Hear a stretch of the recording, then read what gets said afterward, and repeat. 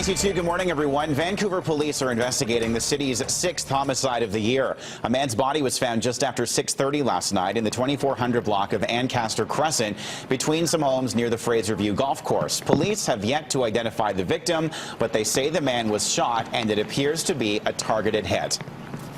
We're not sure exactly how long the body's been there for. That'll be something our investigators will look into and something the autopsy will determine.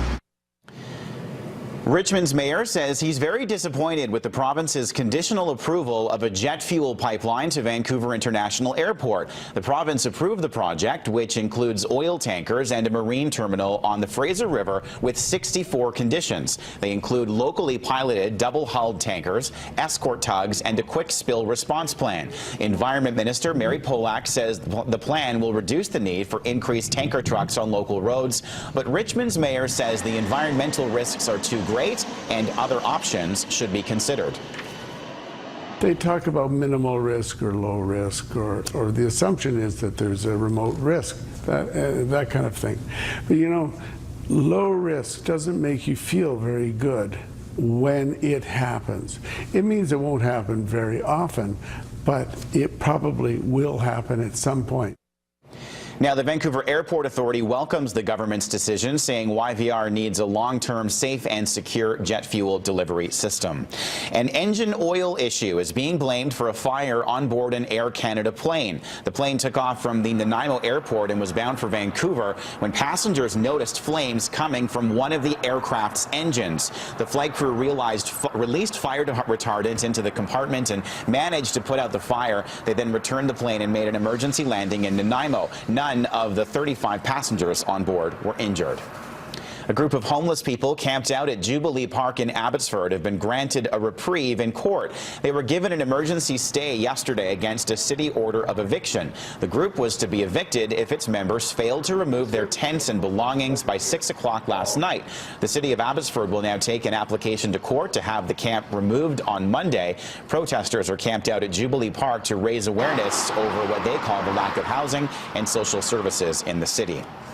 Police are warning women to be on high alert after a string of purse snatchings in southeast Vancouver. They say there were 3 incidents, all near Elliott Street and East 49th Avenue, over 4 days. Police say a 54-year-old woman had her purse snatched while waiting for a ride to work on December the 5th. The other 2 cases occurred at or near a bus stop in the exact same area. Thankfully, none of the victims in these thefts and robberies were injured at all. Police have signed an investigator. They are following up on information from the victims, from witnesses, and they're in the process of developing a suspect profile.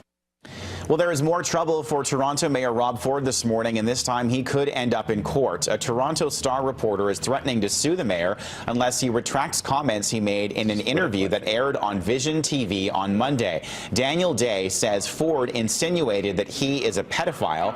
Dale has also filed a libel notice and is also seeking an apology from Vision TV. There's no response yet from Ford.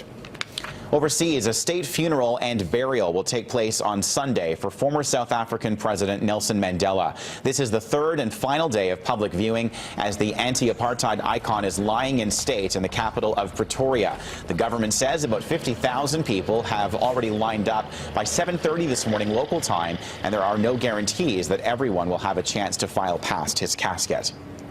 A Japanese castle has been turned into a massive canvas as it lights up the night sky. Have a look. The main tower of Osaka Castle is now home to a spectacular light show.